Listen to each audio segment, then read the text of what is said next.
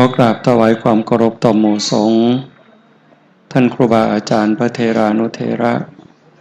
เพื่อนสหธรรมิกขอความเจริญงอกงามในศีลในธรรมจงมีแด่ญาติโยมท่านสาธุชนผู้สนใจใฝ่ศีลใฝ่ธรรมผู้แสวงหาคุณงามความดีผู้ใฝ่บุญใฝ่กุศลทั้งหลายที่มาร่วมฟังธรรมในค่ำของวันนี้โดยทั่วกันทุกท่านทุกคนณโอกาสนี้ในช่วงเวลาต่อจากนี้ไปธรรมภาพก็ขอถือโอกาสใส่เวลาในส่วนนี้เพื่อจะได้น้อมนำเอาประสัทธรรมอันเป็นหลักธรรมคำสอนขององค์สมเด็จพระบรมศาสดาสัมมาสัมพุทธเจ้ามาปรารภสู่ญาติโยมทั้งหลายฟังเพื่อเสริมสร้างศรัทธาความเสื่อปราศาถาความเหลื่อมใสพร้อมทั้งวิริยะความภาคเพียรให้เกิดขึ้นมีขึ้นในดวงจิตดวงใจของญาติโยมทั้งหลายจนกว่าสิสมควรแก่กาลเวลาก็ขอเจริญพรญาติโยมผู้ที่ประนมมืออยู่ได้วางมือลงในใหญ่เด้อนั่งให้มันสบายนั่งพับเพียบก็ได้ตามแต่สะดวกนั่งเทิงเก้าอี้ก็ตามใจแต่ว่าที่สำคัญเคยเฮาซอยกันบริจาคความสงบให้ความสงบในที่ประชุมแล้วก็ตั้งอกตั้งใจฟังจักหน่อยเพื่อให้มันเกิดบุญเกิดกุศลยิ่งขึ้นผู้ใดสินั่งสมาธินำก็ยิ่งแต่เป็นบุญหลายคำว่านั่งสมาธิสินั่งเทิงเก้าอี้ก็ได้นั่งกับพื้นพับเพียบก็ได้นั่งคัดตมาดก็ได้แต่ว่าที่สำคัญที่สุดบ่สนใจผู้อื่นสิหลับตาฟังก็ได้เป็นหยังนั่นคืออาการนั่นคือกิริยาที่เป็นบุญมื้อนี้ลูกเต่าเหล่าหลานของโยมพ่อใหญ่ทวีดงบังเฮาได้ตั้งใจเฮ็ดบุญนะซึ่งอาตมาถามโยมพอออกผู้เพิ่นไปนิมนต์แล้ว ว่าพ่อใหญ่เล่าไปหากินก็ตามประสาดอกทุกคนก็ต้องเป็นจังซั่นทำมาหากินแต่เนื่องจากมันเกิดอุบัติเหตุเรามาหอดวางหอดข้าวลูกหลานก็บ่ได้ตั้งใจพี่น้องก็บ่ได้เตรียมตัวแต่นั่นคือเหตุที่มันเกิดขึ้นได้กับทุกคนพ่อใหญ่เองก็บ่ฮู้ตัวทุกคนก็บ่ฮู้ตัวแล้วเรื่องเล่าจังซั่นมันก็สามารถสิเกิดขึ้นได้กับเฮาทุกคนคือกันบ่ว่าสิเป็นเด็กน้อยผู้หนุ่มผู้สาวผู้เฒ่าผู้แก่คนดีคนชั่วพระสงฆ์องค์เน้นเกิดขึ้นได้ทุกวันทุกเวลาแต่ในเมื่อเหตุการณ์มันเกิดขึ้นแล้วเฮาผู้อยู่เบื้องหลังผู้เป็นลูกผู้เป็นหลานโยมแม่ใหญ่ท้องสีนี่ก็คือสิเป็นภรรยาพร้อมลูกพร้อมหลานพร้อมพี่พร้อมน้องเฮ็ดบุญเฮ็ดกองบุญอัฏฐะเฮ็ดบุญแจกเขาอุทิศส่งไปถึงบุญนั้นเป็นสิ่งจำเป็นสิ่งสำคัญนะบุญเป็นที่เพิงเป็นทรัพย์เป็นอริยทรัพย์อาตมาเว้าอยู่ประจำทุกคนก็ล้วนแต่แสวงหาที่เพิงทุกคนเด้แสวงหาที่เพิงคันผู้สายตาสันก็คือสติปัญญามันยังหน่อยอยู่ก็คิดว่าเพิงเฉพาะชีวิตนี้หาเงินหาทองก็หวังได้เพิงผ้าอาศัยได้ใส่ได้ซอยในข้าวที่มีชีวิตได้สื่ออยู่สื่อกินสร้างบ้านสร้างเฮือน อันนี้คือแสวงหาที่พึ่งคือกันแต่งงานมีครอบมีครัวก็หวังสิเพิงผัวหวังสิเพิงเมียแต่งงานแล้วก็มีลูกมีเต่าก็หวังสิได้เพิงลูกเพิงหลานแต่หลายคนก็ผิดหวังผัวในข้าวที่ยังดีอยู่ในข้าวที่มีศีลมีธรรม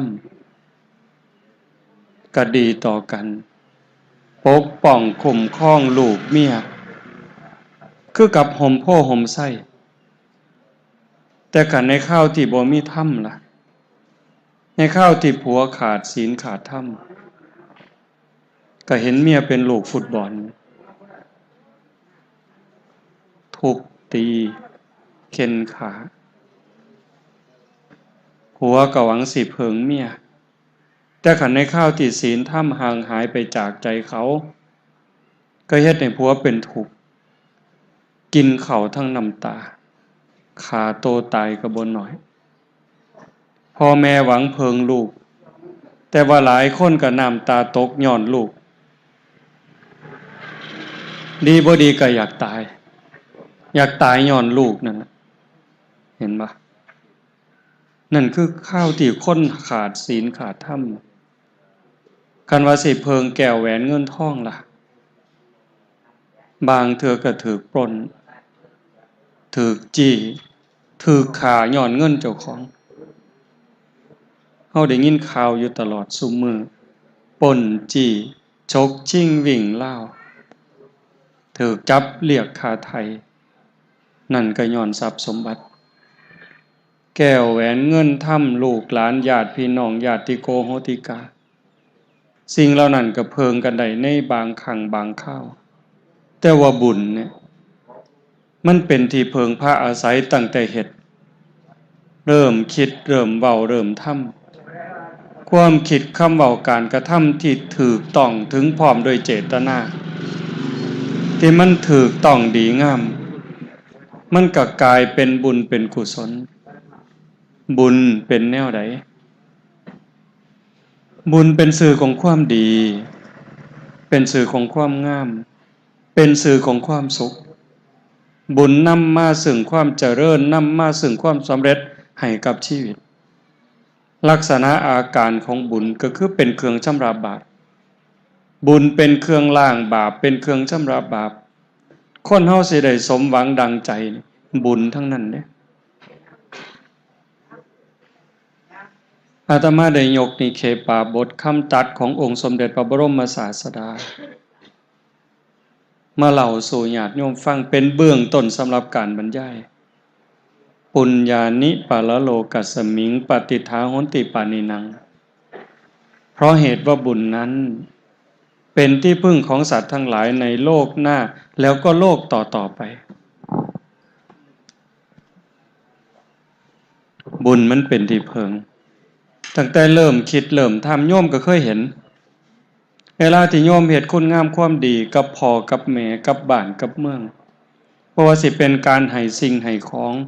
ได้เสียสละเหือแห้งได้เว้าได้จาปลอบโยนปลอบใจคนที่เขาเป็นทุกข์ให้กำลังใจเขา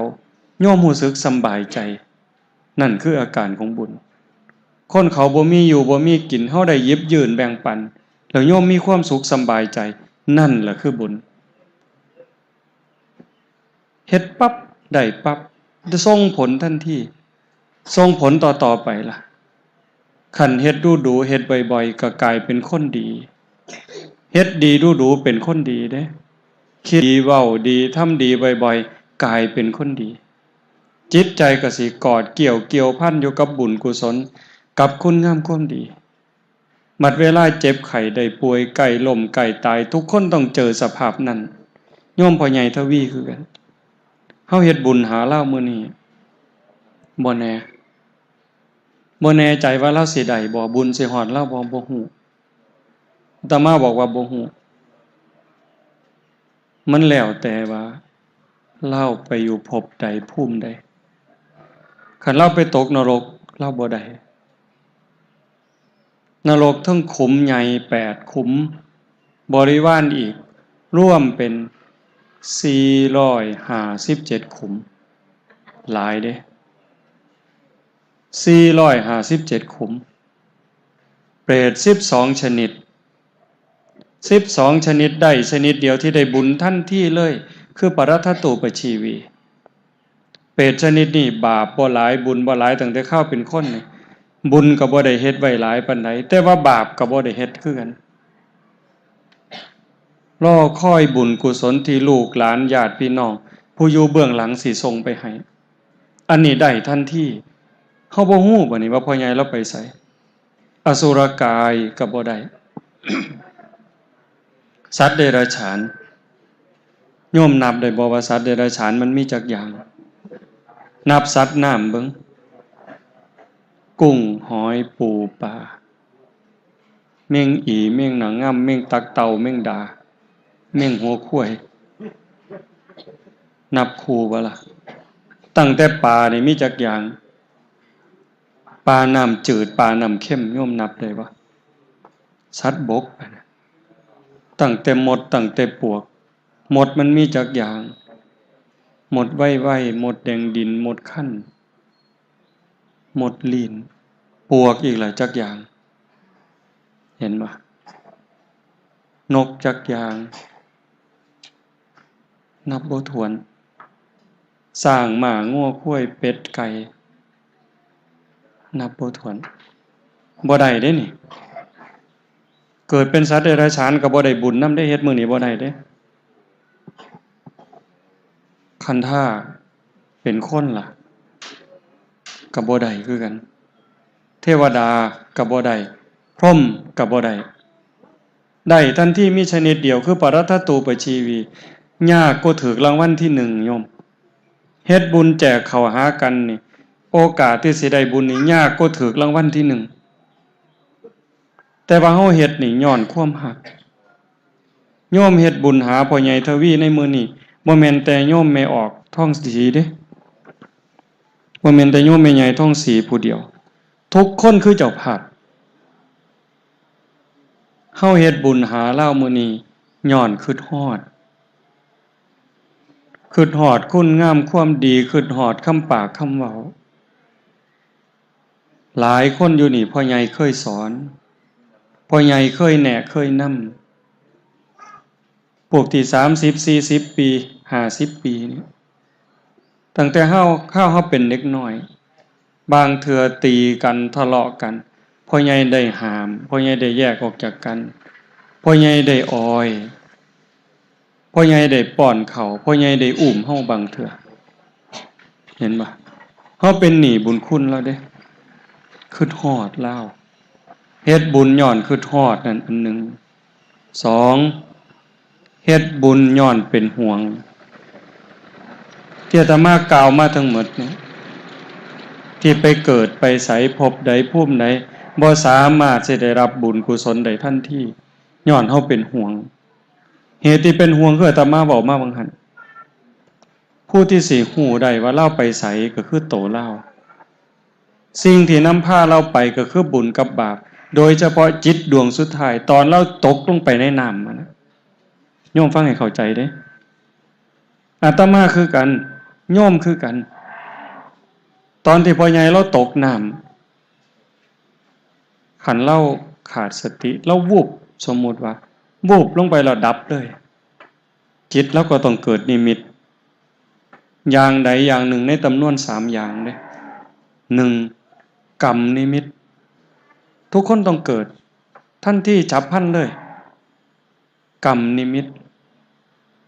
ขันภาพที่เรากำลังตึกแหสิเอาปลาเราเป็นความรู้สึกว่าเรากำลังวานแหสิเอาปลาเราวูบเราบ่ฮู้จักตกลงไปในน้ำเมื่อใดซอยเหลือตนเองภาพแห่งการฆ่าภาพแห่งการล่านั่นคือบาปเราไปนรกเลยอันนี้ด้วยเหตุผลของธรรมเด้แต่ขันท่าเราวูบลงไปแต่ว่าจิตเราไปฟับคือเห็นภาพที่เราเคยบวชลูกบวชหลานภาพที่เราไปจังหันไปทำบุญได้ซอยบ้านซอยเมืองกันภาพเหล่านั้นปรากฏเราไปสวรรค์เลยเห็นบ่ล่ะ ในงานศพทั่วๆไปบางเทื่อเฮาได้ยินคำครูบาอาจารย์เพิ่นเทศน์จิตเตสังกิริเถทุกขติปาติกังขาเมื่อจิตเศร้าหมองแล้วทุกขติก็เป็นอันหวังจิตเศร้าหมองคือจิตบ่เบิกบานจิตที่เข็นบาปเห็นกรรมแล้วมันเป็นทุกข์คือเฮาเคยเห็นคนเป็นตาสร้างนี่จังได้โยมก็บ่ม่วนโยมเคยเห็นบ่เคยเห็นหน้าคนที่เฮาสร้างเคยคิดบ่โยมสำบายใจบ่นั่นล่ะคือเห็นคนที่มันด่าแม่เฮาเห็นที่คนเอาเปรียบเฮาคือพ่อมันยามใดนี่ใจเฮาเป็นทุกข์ฉันใดคือกันแต่คันคือเห็นคนที่เฮาหักเฮาแพงแล้วเพิ่นมีบุญคุณได้เว้าได้จากับเฮาดีๆแล้วเฮามีความสุขสบายใจจิตก็สิเป็นอีกอย่างหนึ่งตรงนั่นแหละคือตัวจูงไปขันกรรมฝ่ายอกุศลก็สินำพาไปสู่อบายนรกบ้างเปรตบ้างอสุรกายบ้างสัตว์เดรัจฉานบ้างแต่คันถ้าฝ่ายดีเป็นฝ่ายบุญฝ่ายกุศลจิตเตอสังกิริเถสุขติปาติกังขาเมื่อจิตไม่เศร้าหมองแล้วสุขติก็ย่อมเป็นอันหวังขันพ่อใหญ่แล้ววูบนั่นเป็นเรื่องของอาการทางกายเนี่ยแต่ขันใจเล่าอยู่กับบุญกับกุศลกับวัดกับว่ากับคุณงามความดีที่เคยได้เฮ็ดได้ทำมันกลับไปสู่สุคติลดย้อนว่าเฮาบ่แน่ใจย้อนว่าเฮาบ่มั่นใจเฮาก็เฮ็ดบุญย้อนเป็นห่วงเพื่อเอาบุญนี่ส่งไปถึงวางหนึ่งหันอาตมาได้เว้าถึงว่าขันโยมพ่อใหญ่เราไปเป็นเปรตปรัตตูปชีวีเราก็สิได้บุญนำทันทีคันเราไปเป็นเทวดาเราก็บ่เอาดอกเราก็กินบุญกินกุศลกินคุณงามความดีของเราเป็นพรหมคือกันก็อาศัยบุญอาศัยกุศลอาศัยคุณงามความดี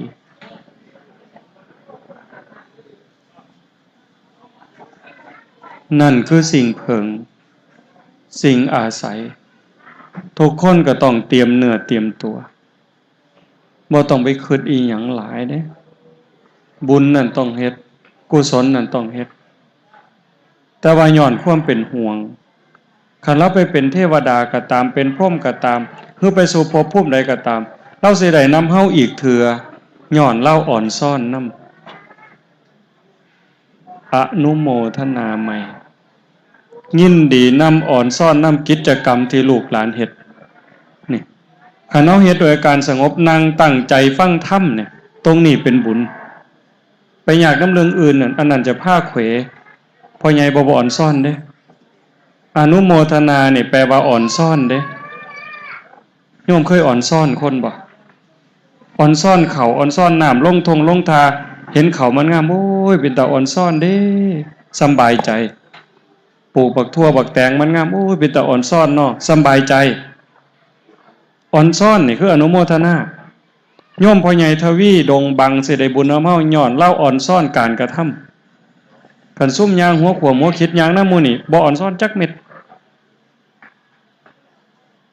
เนี่ยเป็นจังซี่เด้เป็นหยังเพราะว่าเราเห็นแล้วเชื่อแล้วบาปมีบุญมีชาติหน้าชาติก่อนนรกสวรรค์เสือเฮ็ดดีก็ได้ดีเฮ็ดชั่วก็ได้ชั่วพ่อใหญ่เราเห็นเมื่อเราใจขาดจากโลกเข้าไปนี่ไปสู่ยมโลกเราเห็นแล้วการตัดสินของยมบาลให้ผู้ใดไปสวรรค์ผู้ใดไปนรกผู้ใดไปเกิดเป็นหยังย้อนบุญย้อนบาปที่ตนเองเฮ็ดตนเองทำพ่อใหญ่เห็นกับตาได้ยินกับหูมื้อนี้โยมแม่ใหญ่ท้องสีพร้อมพี่พร้อมน้องลูกเต้าเราหลานตั้งใจเฮ็ดบุญหาเราคันเราอยู่ในภพภูมิที่สามารถรับรู้รับทราบได้เราก็มาอยู่นี้เห็นอากัปกิริยาที่แม่ใหญ่พ่อใหญ่แม่ป้าพ่อลุงนั่งฟังธรรมด้วยอาการเคารพอากัปกิริยานี่เป็นบุญเด้เราดีใจนำเด้เราอ่อนซ่อนเด้บ่จำเป็นต้องเป็นงานใหญ่งานโตแต่คันเฮาอยากนำเรื่องอื่นอยากนำอยู่อยากนำกินวุ่นวายพ่ายถงฮือเลี้ยงเราเลี้ยงยาเสียงแก้วเสียงขวดมานึ่งมาเนิดเราเห็นว่านั่นคือบาปมีบุญต้องมีศีลเนี่ยสงบเป็นบุญวุ่นวายเป็นบาป งานบุญนั่นคนมันสิหลายปานใดอย่าว่าแต่ร้อยอย่าว่าแต่พันต่อให้เป็นหมื่นเขาก็เงียบเป็นหมื่นก็เงียบเป็นหมื่นก็สงบเพราะว่าใจมันดีคนดีนี่เงียบได้คนเป็นปกติเด้ศีลแปลว่าปกติการสำรวมกายวาจาใจให้เป็นปกตินั่นคือสงบโยมบ่เข้าใจเอาเองเด้พิจารณาเด้คันเวลาโยมเป็นปกติโยมสบายใจโยมสิยิ้มแล้วก็สิอยู่เงียบบ่ปากบ่เว้าคันคนห้องโห่โพสังกาอันนั้นก็ขวงหูขวงตาจมให้อันนั้นอันนี้นั่นคือจิตบ่สงบโยมก็เห็นอยู่อาการของมันแล้วโดยเฉพาะพ่อเนี่ยผู้เป็นลูกเป็นหลานพิจารณาดีๆเด้มีผู้เดียวเด้พ่อนี่มีผู้เดียวแม่นี่มีผู้เดียวหมดแล้วหมดเลยเด้หมู่นี่เจ้าเสี่ยวหลายปานใดเอา100ก็ได้เอา1,000ก็ได้แกเหล่ามานี่จักรถ10ล้อนี่แต่สะบ้านเรายอดเถอะเว้ยหมดตำบลจานเนี่ยมันสิมากินนำเฮาผัวนี่สิเอาจักคนก็ได้เด้เมียนี่สิเอาจักคนก็ได้เด้หมู่นี่สิเอาเท่าใดก็ได้แต่ว่าพ่อผู้เดียวแม่ผู้เดียวแล้วก็นี่คือบุคคลสำคัญที่สุดในชีวิตเฮาคันบ่มีพ่อบ่มีแม่เฮาสิได้เห็นโลกนี่บ่คันเพิ่นให้เฮาเกิดมาแล้วบ่เลี้ยงล่ะบ่ใส่ใจบ่อบรมบ่พร่ำบ่สอนมันสิเป็นแนวใดอันนี้โยมจะต้องคิดบ่แม่นแต่ลูกหลานของโยมพ่อใหญ่ทวีเด้เฮาทุกคนที่นั่งอยู่นี่เฮามีพ่อมีแม่อาตมาจะให้ญาติโยมได้ทบทวนชีวิตบ่แม่นของเล่นบ่แม่นของเว้าเล่นและคำตัดคำสอนของพระพุทธองค์ขันโลกิยาสัมมาทิฏฐิก็บ่แม่นของตัวบาปมีบุญมีชาติหน้าชาติก่อนนรกสวรรค์มีเฮ็ดดีก็ต้องดีเฮ็ดชั่วก็ต้องชั่วบุคคลหวานพืชอันใดไว้ก็ย่อมได้ผลอันนั้นต้องได้รับทั้งหมดสัพพังนรานังสัพพลังสุจินนังนกัมมุนาอกินจนะโมฆะมัตถิขึ้นชื่อว่ากรรมแล้วจะมากก็ตามจะน้อยก็ตามจะไม่ให้ผลนั้นไม่มีกรรมนี่แปลว่าการกระทำเฮ็ดดีเป็นกรรมดีเฮ็ดชั่วเป็นกรรมชั่วบ่มีที่ลับบ่มีที่แจ้งเฮ็ดอยู่บันไดก็ฮู้หมดใจเฮานี่มันเก็บไว้ดีกว่าฮาร์ดดิสก์คอมพิวเตอร์ยิ่งกว่าหน่วยความจำของคอมพิวเตอร์ใจเฮานี่มันจำหมดก็อย่างยกตัวอย่างว่าคั่นอย่างโยมพ่อใหญ่เราอาจจะวูบเฮาสิตกลงไปในน้ำแล้วยังไหวยังซอยเหลือตนเองอยู่ตอนนั้นน่ะตกใจแน่ถ้ามันเป็นแนวนั้นเด้ตกลงไปในน้ำตกใจย่านแล้วก็ไหวก็เวียนจนหมดแห้งจนอ่อนจนลาจนจมลงไปในน้ำตรงนั้นใจบ่มีทางสบายนอกจากเราสิได้ปฏิบัติธรรมได้เข้าใจธรรมจนยอมรับชะตากรรมแล้วตั้งใจตายอันนี้ก็ได้อยู่คือบ่ต้องย่านแล้วคิดว่าจังได๋ก็ไปบ่รอดแล้วพ่อใหญ่เราตั้งใจดีๆนึกถึงคุณงามความดีแล้วก็ให้มันจมลงไปแต่มันเป็นเรื่องยากที่สุดเพราะว่าทุกคนย่านอาตมาก็ย่านนี่เห็นบ่คันถ้ามันเป็นแบบนั้นลูกเต้าเราหลานก็ต้องสร้างบุญให้เต็มที่เฮ็ดบุญให้มันถูกอันนี้โดยเหตุผลของธรรมได้บ่แม่นอาตมาเว้าเอาแต่ใจเจ้าของเอาอารมณ์มาเว้าเด้ด้วยความรู้ตนพ่อใหญ่ครับคันเราซอยเจ้าของได้บ่เต็มที่ซอยใจเจ้าของได้บ่เต็มที่หั่นลูกเต้าเราหลานญาติพี่น้องทุกคนต้องเฮ็ดงานให้มันงดงามที่สุดเฮ็ดงานให้มันเรียบร้อยให้มันงดงามที่สุดเหล่ายาเนี่ยคันมีเลิก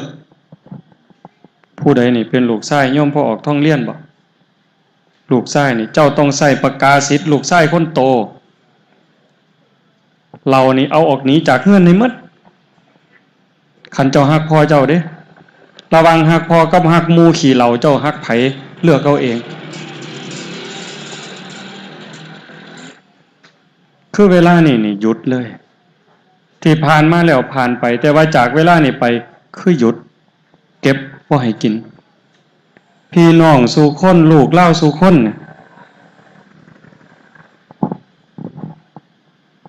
โยมไม่ออกหนูเตียนโยมพอออกนิพนธ์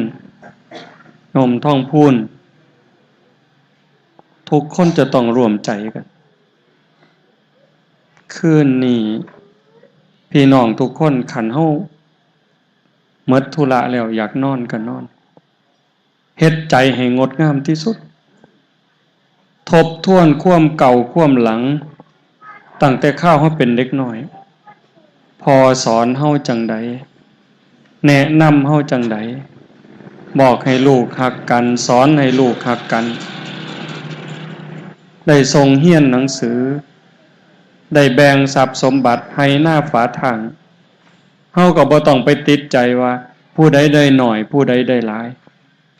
แต่ความฮักของพ่อของแม่ให้เฮาทอกันเลือดเนื้อแบ่งจากพ่อจากแม่ผสมประสานเป็นโตเอื้อยตัวน้องโตอ้ายเฮาต้องฮักกันเฮาเคยอุ้มกันไปเล่นเคยป้อนข้าวน้องเคยจีข้าวจีสู่กันกิน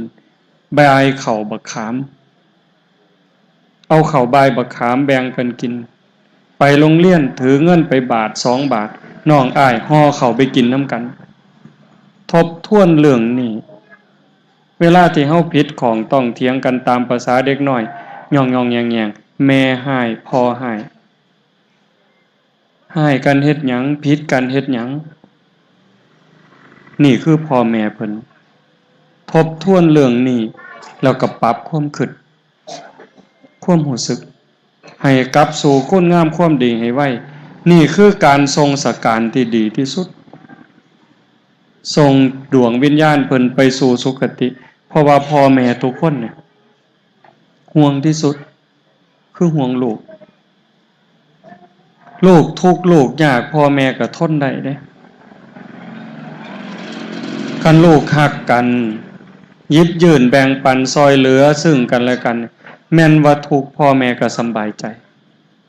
แต่คันลูกผิดกันบ่เข้าใจกันต่อให้รวยผู้ละ100 ล้านพ่อแม่ก็ตายตาบ่หลับบ่ต้องเชื่ออาตมาดอกนั่งอยู่นี่เป็นแม่เป็นพ่อล่ะใจเพิ่นจังใดใจเฮาก็จังสั่นใจเฮาจังใดใจเพิ่นก็จังสั่นญาติโยมจะต้องพินิจพิจารณาแล้วโดยเฉพาะการเฮ็ดบุญเนี่ยอาตมาจะใส่เวลาบ่หลายมันวนไปวนมาตกกระเทินน้ำรถน้ำเรือนี่แหละเนาะมันหลอมบ่ได้จักมันสิไปหยังซุ่มขี่รถนี่ก็ได้บ่มีมารยาทบ่ฮู้จักนี่คือคนปึกคนโง่บ่มีผู้บอกผู้สอนมันให้เฮาพิจารณาการเฮ็ดบุญเนี่ยบ่แม่นว่าซื้อว่าเฮ็ดบุญแล้วได้โลดได้ต้องเฮ็ดถูกต้องเฮ็ดเป็นนะก็คือเฮาเฮ็ดหน้าเนี่ยโยมเฮาเฮ็ดหน้าแล้วเฮาเฮ็ดว่าเฮ็ดหน้าคือเพิ่นเขาไถเขาก็ไปไถคือกันแต่พวกเขาฉลาดเขาขุดแกออกหญ้าเขาก็เผาไถดีๆหว่านแล้วคันเวลาน้ำมันแห้งเขามีน้ำบ่อเขาก็สูบใส่คันน้ำมันหลายเขาก็เป่งออกสูบออกใส่ปุ๋ยเบิ่งหญ้าเกิดเขาก็ถอนนั่นคือคนฉลาดเอาใจใส่กับเวียกกับงานเจ้าของแต่คันคนบ่ฉลาดบัดนี้คันว่าเฮ็ดหน้าเขาหว่านก็ไปคือเขาเพิ่นเขาไถก็ไถโค้มหญ้าโค้มดงไปกับหว่านคือกันบ่ไปเบิ่งจักเถือหอดยามเขาเกี่ยวเขาโอ้หอดยามเกี่ยวแล้วบ่ไปคือกันเห็นเขาเกี่ยวเจ้าของก็ไปแต่พวกเขาใส่ใจใส่ปุ๋ยเบิ่งหญ้าถอนยุ่งไล่เพี้ยไล่หนังเขาเป็นห่วงเป็นกกเป็นกอแต่ของเจ้าของหอดย่ามเกี่ยวจังสิเพอเวอร์ไปบัดนี้เจ้าวันเป็นแนวใดบ่เป็นเด้เฮ็ดบุญคือกันจะต้องศึกษาจะต้องทำความเข้าใจพระพุทธเจ้าเพิ่นย้ เพิ่นบอกไว้คนอยากได้บุญปุญญะเมวะโซเสขยะอายตัตถังสุขินทริยังทานันจะสมจาริยันจะเมตตาจิตตัญจะภาวเยเอเตธัมเมภวยิตวาตโยสุขังสมุทัยเยอภยาปัจฉังสุขขังโลกังบันติโตอุปปัชชติถ้าบุคคลใดปรารถนาบุญอันเลิศพึงศึกษาทำความเข้าใจเรื่องบุญนั้นให้ดีๆฟังดีๆนะผู้ใดปรารถนาบุญอันเลิศก็จงศึกษาทำความเข้าใจเรื่องบุญนั้นให้มันดีๆแจ่มแจ้งชัดเจนเมื่อศึกษาทำความเข้าใจเรื่องบุญแจ่มแจ้งชัดเจนแล้วก็จงเลือกเฮ็ดบุญชนิดที่มีความสุขเป็นกำไร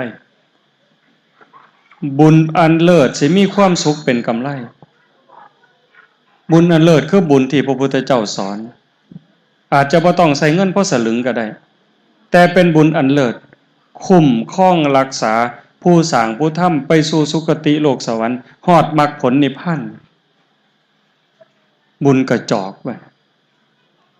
บุญกระจอกมีทุกข์เป็นกำไรอาจจะต้องลงทุนเป็นล้านฟังดีๆว่าบุญอันเลิศอาจจะบ่ต้องใส่เงินพอสลึงแต่ว่านำพาไปสู่สวรรค์ไปสู่พรหมจนฮอดนิพพานบ่ต้องใส่เงินพอสตางค์นั่นคือบุญอันเลิศแต่ว่าบุญกระจอกลงทุนเป็นล้านพาตกนรกบุญกระจอกคือบุญตามเขาว่าจังได๋บ่มีเหล้าบ่แม่นบุญนี่บุญพิบาบ่มีเหล้าบ่เป็นบุญบ่ขาหมูบ่ขางัวบ่เป็นบุญบ่มีหนังบ่มีหมอลำบ่เป็นบุญอันนี้บุญพิบาลเว้าคนมีปัญญาเขาบ่ว่าพระพุทธเจ้าบ่ได้ว่าอันนี้ว่าเอาเองเป็นจังได๋มีบุญต้องมีศีลข้อที่1เว้นจากการฆ่าแม่นบ่ผิดบ่เนี่ย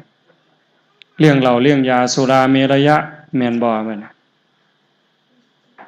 มีหนังมีหมอลำคันถ้ามันเป็นไปเพื่อศีลเพื่อธรรมเพลงเป็นธรรมหมอลำเว้าเรื่องศีลเรื่องธรรมคือหมอลำแต่สมัยก่อนอานิสงส์กฐินอานิสงส์ผาป่าบุญแจกเขามีอานิสงส์จังใดอันนั้นมันกำสำกับฟังเทศน์อันนั้นเป็นบุญแต่ว่าซุมื้อล่ะเว้าตายแต่เรื่องผิดผัวผิดเมียบ่เว้าเรื่องดีเด้ผัวเผลอแล้วเจอกันเพิ่นว่าตัวเอาผัวไปเผาเพิ่นนี่ปาผัวซะบ่มักเฉลิมพลน่ะพาจอบร้อยเลยบัดนี้เห็นบ่ดีปานใดบัดนี้ฟังไปนำก็คิดเข้าป่าเข้าดงอยากบาปตลอดอันแนวนี้เป็นบาปนี่ยิ่งหมอลำซิ่งซุมื้อนี่มันสอยแต่ละเทื่อโอ้ยผู้เฒ่าลืมตายพุ่นแล้วแม่นบ่บุญล่ะเห็นบ่ล่ะมันต้องอยู่กับเหตุกับผลบ่แม่นว่าซื้อว่าบุญแล้วสิได้บุญโลดจังสั่นอาตมาจังอยากย้ำกับพี่กับน้องโดยเฉพาะลูกหลานของโยมพ่อใหญ่เพิ่นบุญชนิดที่มีความสุขเป็นกำไรท่านทานันจะการแบ่งการปันการให้โยมเฮ็ดอยู่แล้วประเภทนี้บ้านเฮาก็เฮ็ดจังซี่เจ้าภาพหาข้าวหาน้ำต้อนรับพี่น้องเครื่องอยู่ของกินไทบ้านเฮาก็มาพอบมาโม่มีข้าวสารมีดอกไม้มีเงินผู้ละ5ผู้ละ10ผู้ละ100มาเพาะในงานเพื่อให้บุญมันเกิดเอาบุญมาต่อบุญหลังจากนั้นก็เลี้ยงครูบาอาจารย์ถวายจังหันถวายเพลเฮาก็หวังเอาบุญนั่นนี่คือท่านอามิสทานบ่ว่าสิเป็นเสื้อผ้าหน้าแพร่ปัจจัย4ที่อยู่ที่อาศัยยารักษาโรคเครื่องนุ่งห่มอาหารบิณฑบาตเมื่อว่าต้อนรับพี่ต้อนรับน้องอันนี้เป็นบุญอยู่แล้วแต่มาบ่สามารถสิแจกแจงรายละเอียดลงไปมันหลายขั้นหลายตอนหลายสั้นแห่งการเฮ็ดทานเนี่ยบุญมันก็แตกต่างกันความละเอียดความปราณีตความยิ่งใหญ่ของบุญน่ะต่างกันแต่ว่าเฮาก็เฮ็ดก็ขอให้ย้ำนิดนึงว่าเฮ็ดด้วยความศรัทธาได้โยมมันสิน้อยสิหลายก็ขอให้มีศรัทธาศรัทธาคือเชื่อในคำสอนพระพุทธเจ้าเชื่อยังมั่นใจว่าบาปมีบุญมีชาติหน้าชาติก่อนนรกสวรรค์ เฮ็ดดีก็ดีเฮ็ดชั่วก็ชั่วจริงมั่นใจซ้ำว่ากินเกลือจังไดก็เข้มจับไฟจังไดก็ร้อนให้มันมั่นใจจังสั่นจับน้ำแข็งจังไดก็ต้องเย็นมือแล้วไปเฮ็ดบุญก็ต้องมั่นใจเชื่อว่าบาปมีบุญมีเฮ็ดบุญต้องเป็นบุญเฮ็ดตามคำสอนพระพุทธเจ้าท่านไล่ขึ้นไปโอ้มันหลายแห่งบ่เว้าดอกซ้ำท่านให้เฮามีศรัทธามีความเชื่อมั่นมีความอ่อนน้อมมีความอ่อนโยนให้ท่านตามการตามเวลาให้ท่านโดยจิตวังอนุเคราะห์ให้ท่านด้วยการบ่เบียดเบียนแต่มาเรามาบังหันให้ท่านด้วยการเบียดเบียนเลี่ยงเหล่าในเบียดเบียนเขาแล้วเบียดเบียนสติปัญญาเขาความภาคภูมิใจในความเป็นคนเสียไปแม่นอยู่ผู้อยากกินมันมวนมันสรรเสริญเจ้าภาพว่าเจ้าภาพใจใหญ่ใจกว้างแต่ไปถามเมียเขาเบิ่งติล่ะผัวเมาล่ะนอนคาบหญ้ามาเลียปากแล้วถามว่าเมียดีใจบ่มาขอบคุณเจ้าภาพบ่ที่ให้ผัวข่อยกินเมาปานนี่ขอบคุณเจ้าหลายๆว่าบ่มีทางเกิดผัวพอเขาเมาเนี่ยลูกสาวมีผู้บ่าวเศรษฐีจากกรุงเทพกำลังสิมาขอแนว ไม่ออกลองเกิดเบิ่งเด้อลูกสาวเฮามีผู้บ่าวเศรษฐีกรุงเทพพกเงินมา100 ล้านว่าสิมาแต่งเอาลูกสาวเฮาแต่บัดมาฮอดบ้านแล้วพอเฒ่าเมาบ่เป็นศาสตร์บัดนี้คันแม่นเจ้าสิเอาบ่แม่เฒ่าก็เมาใส่กันทั้งแม่เฒ่าทั้งพ่อเฒ่ากันโอ้ยอาตมานี่หนีเลยเด้อปาถิ่มเลยเด้บ่เอานำเด้เห็นบ่นี่คือเบียดเบียนละฆ่าสัตว์ตัดชีวิตก็เบียดเบียนชีวิตเขาเลี้ยงเราเลี้ยงยาก็เบียดเบียนความภาคภูมิใจเบียดเบียนมันสมองคุณภาพของความเป็นคนเขาลดลงนี่เป็นเบียดเบียนเนี่ยหมอร้องหมอล่ำกันคือหมอล่ำอย่างที่ว่าคนสิเสียคนเท่าใดหมอล่ำมันเว้าลามกเว้าเพ้อเด็กน้อยจิตแตกใจเพ่คันเป็นหนังโป้ล่ะเด็กเล็กเด็กน้อยจิตแตกใจเพ่อาจสิเสียคนย้อนเบิ่งหนังที่เฮาจ้างมามื้อนั้นก็ได้โยมอย่าเชื่อดอกอย่าเชื่ออาตมาคิดเบิ่งใจเจ้าก็แล้วกันไปเจ้าเป็นจังไดเวลาเบิ่งจังซั่นลืมพ่อลืมแม่ลืมเป็นลืมตายไปเลยดิคิดโยมคิดให้มันละเอียดคิดให้สุดสายแต่ว่าบุญแท้ๆนี่เพียงแค่โยมนั่งฟังเทศน์นี่สิเอาซ้ำใดเอาซ้ำไหนนี่ท่านศีลคืออาการสำรวมระวังกายวาจาใจให้เป็นปกติแม่นบ่ได้รับปานาอธินากาเมมุสาสุราแต่ว่าโยมเนี่ยสำรวมกายวาจาใจเป็นปกติตอนนี้บ่มีผู้ใดคิดสิไปฆ่าสัตว์ตัดชีวิตเลยคิดสิไปลักไปจี้ไปปล้นไปคดโกงของคนก็บ่เคยจิตบ่เป็นแนวนั้นสิไปนอกอกนอกใจผัวเมียลูกหลานผู้อื่นก็บ่สิไปเว้าขี้ตัวเว้าให้คนผิดกันยุโยงแตกเหล่าสามัคคีเว้าเพ้อเจ้อไร้สาระก็บ่แม่นทุกคนตั้งใจฟังธรรม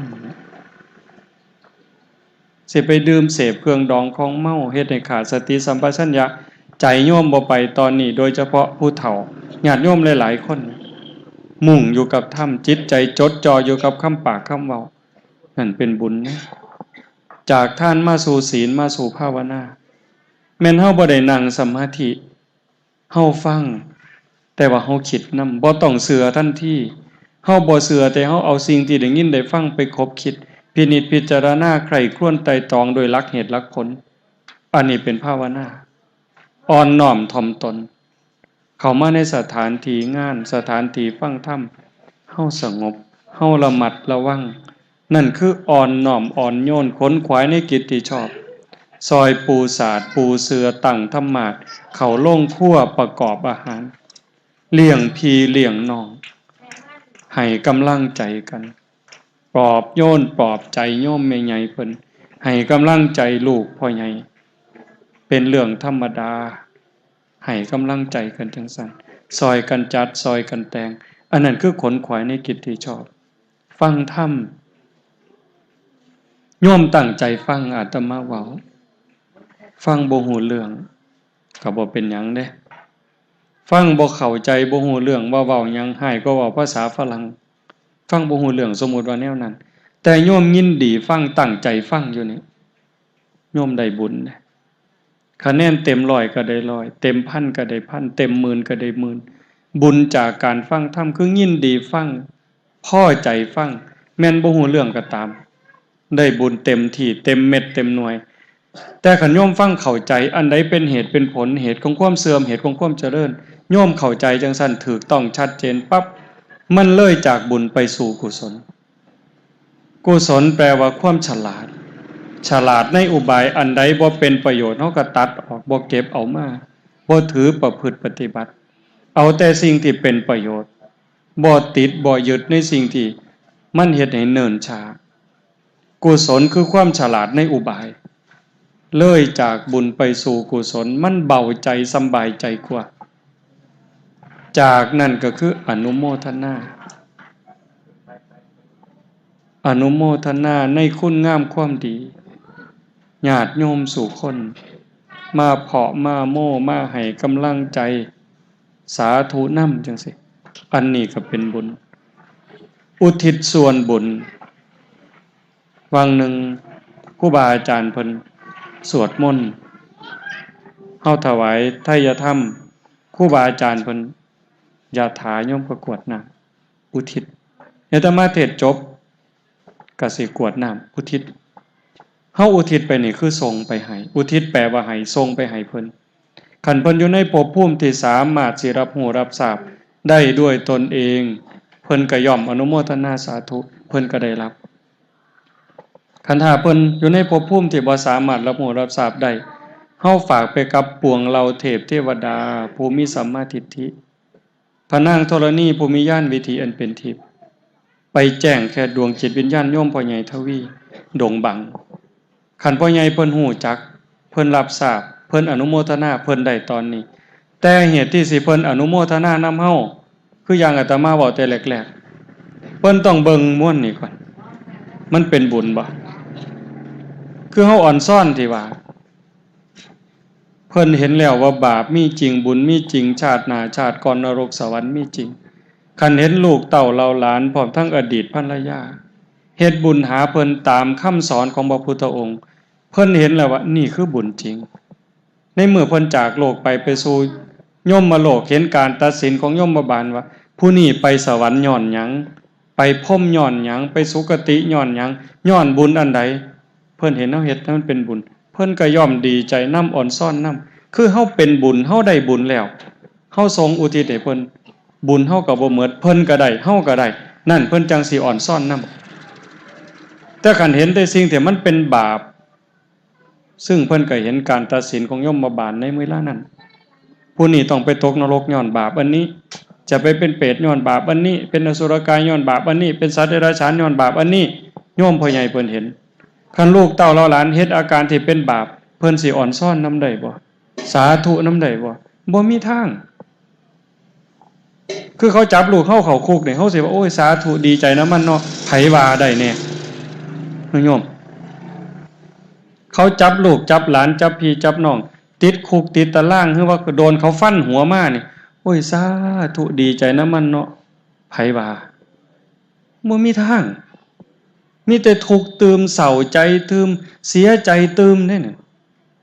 ลูกถูกตีถูกฟันหัวถูกจับติดคุกติดตารางเนี่ยพ่อแม่มีแต่ทุกข์เศร้าใจเสียใจแต่คันลูกได้ดิบได้ดีได้รับโล่ได้รับรางวัลได้รับเสียงสรรเสริญห่วยพ่อแม่ดีใจบ่กินข้าวพุ่นเด้คือกันดวงจิตวิญญาณของพ่อของแม่ของพี่ของน้องเฮาผู้ใดก็แล้วแต่สิได้บุญนำเฮาอ่อนซ่อนเอารับอานิสงส์ที่เฮาสร้างเฮาทำย้อนเฮาเฮ็ดถือเฮ็ดแม่นการอุทิศส่วนหนึ่งนี่ก็คือกันเปรียบเสมือนว่าอุทิศนี่แปลว่าให้อุทิศส่วนบุญก็คือเอาบุญทรงให้เปรียบคือกันกับเฮาสิเอาของให้คนสิเอาขนมให้หลานเอาขนมให้ลูกโยมต้องมีขนมเป็นกรรมสิทธิ์ของเจ้าของในมือเด้จังสิให้ลูกให้หลานได้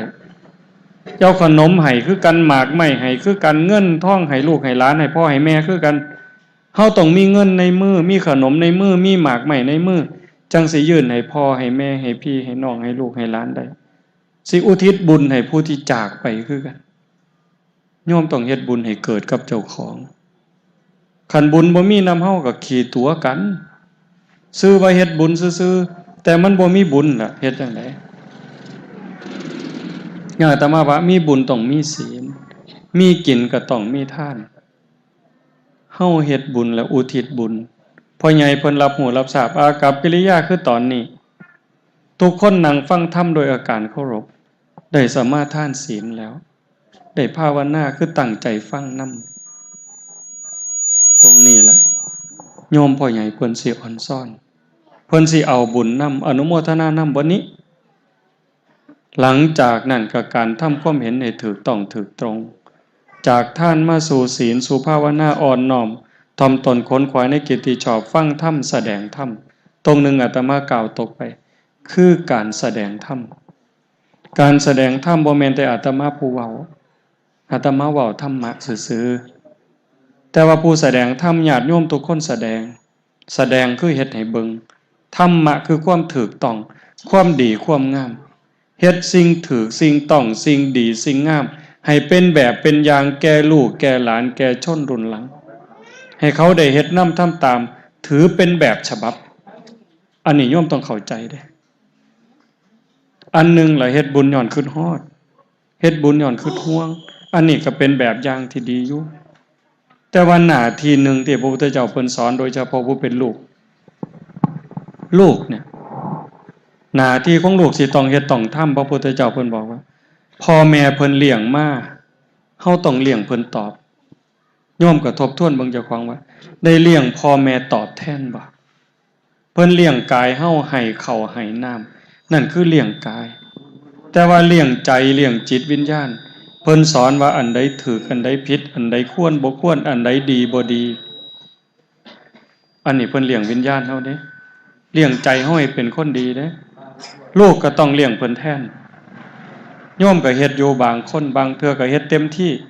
ให้ข้าวให้น้ำเสื้อผ้าหน้าแพร่บนอยู่บนอาศัยเจ็บไข้ได้ป่วยพาไปหาหมออันนั้นคือเลี้ยงกายแต่ว่าใจล่ะเว้าจาดีให้เพิ่นได้ยินบ่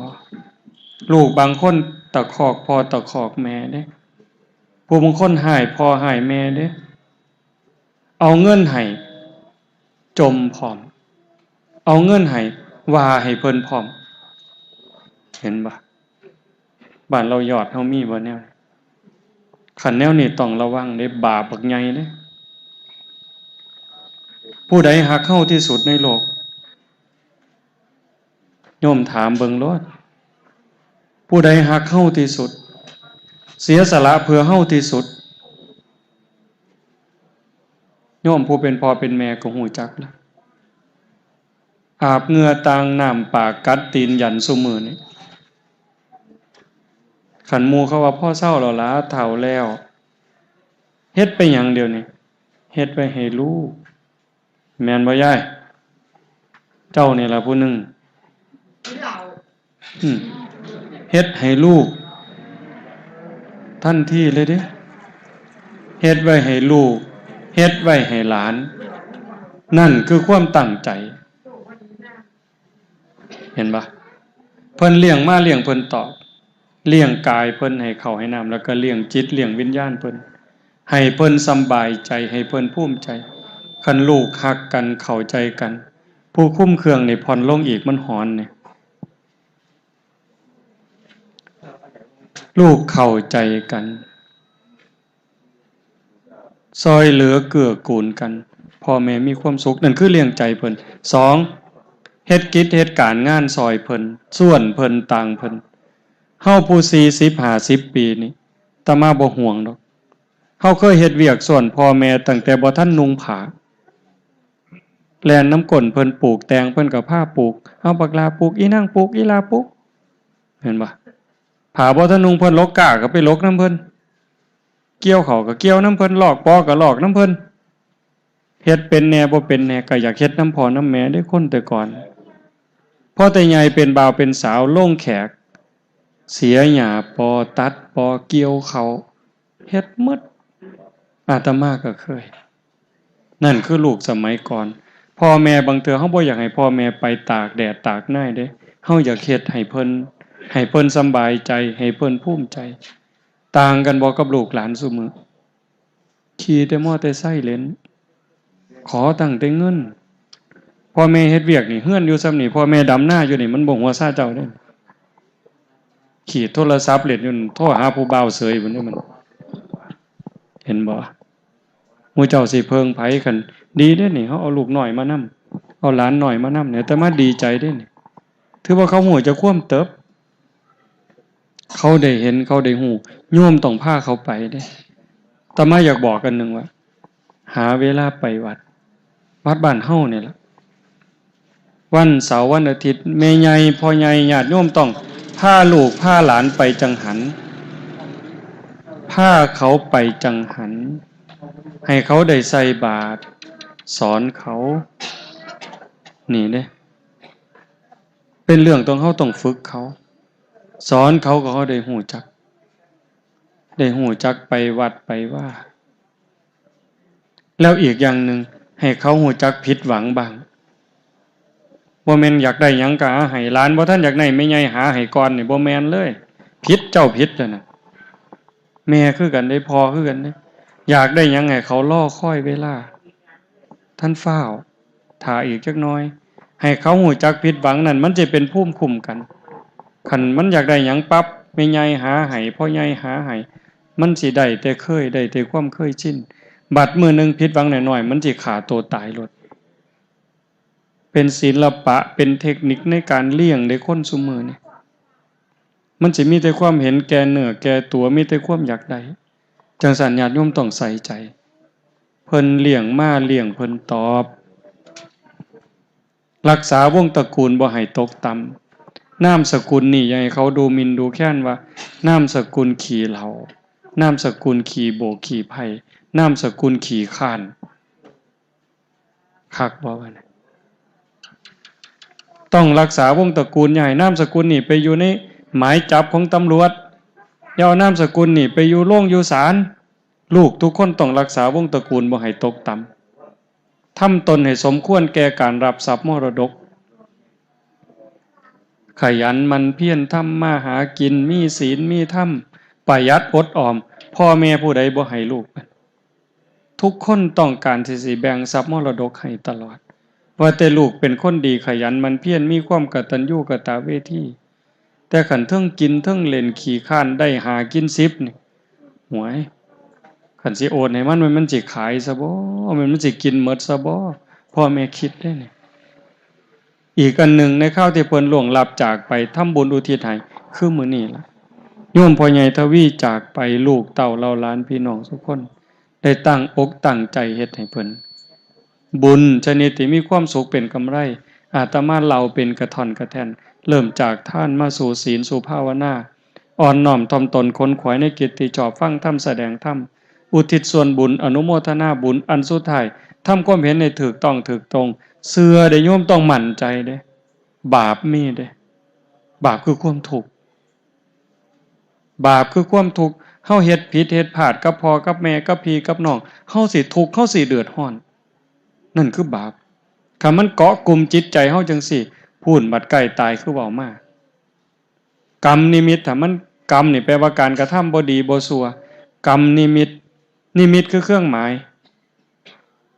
ถ้าเครื่องหมายที่เป็นบุญเป็นกุศลเห็นภาพเจ้าของไปวัดไปว่าบวชลูกบวชหลานจังหันจังเพ่นทอดกฐินทอดผ้าป่าซอยบ้านซอยเมือง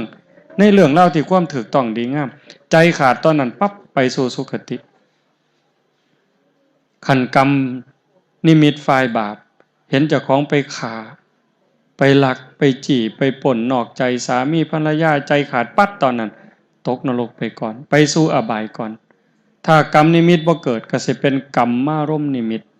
อาจสิบ่เห็นภาพเจ้าของแต่เห็นอุปกรณ์ในการทำคนเฮ็ดบุญก็มีอุปกรณ์เฮ็ดคนเฮ็ดบาปก็มีอุปกรณ์เฮ็ดในส่วนที่เป็นบุญบัดนี้เห็นผ้าไตรจีวรเห็นกุฏิเจ้าของเคยสร้างถวายเห็นห้องน้ำเจ้าของเคยสร้างถวายเห็นเขาไปนุ่งขาวห่มขาวประพฤติปฏิบัติธรรมภาพเจ้าของบวชลูกบวชหลานปรากฏขึ้นจังซั่นปั๊บเราใจขาดก็ไปสุคติไปสวรรค์โลดแต่คันเห็นใจสิขาดปั๊บเห็นปืนเห็นแหเห็นม่องเห็นฉมวกเห็นไก่ตีมึงอยากหัวตัวบัด เห็นภาพไก่ตีตาแตกปากฉีกนี่โว้ยพ่อใหญ่เว้ยผู้ใดเฮ็ดบัดพระเจ้าบ่เกี่ยวพระพรหมบ่เกี่ยวเจ้าของเฮ็ดไว้ทั้งหมดสัตว์โลกเป็นไปตามกรรมเด้โยมฮักเจ้าของต้องเฝ้าแก้ไขเด้เลิกเด้เจ้าของบ่เห็นรูปเจ้าของในหันแต่ว่าเห็นเครื่องมือในการกระทำใจขาดปัดเห็นภาพยังแหเห็นแหเห็นมองเห็นฉมวกหมู่นี่ปั๊บไปอบายเลย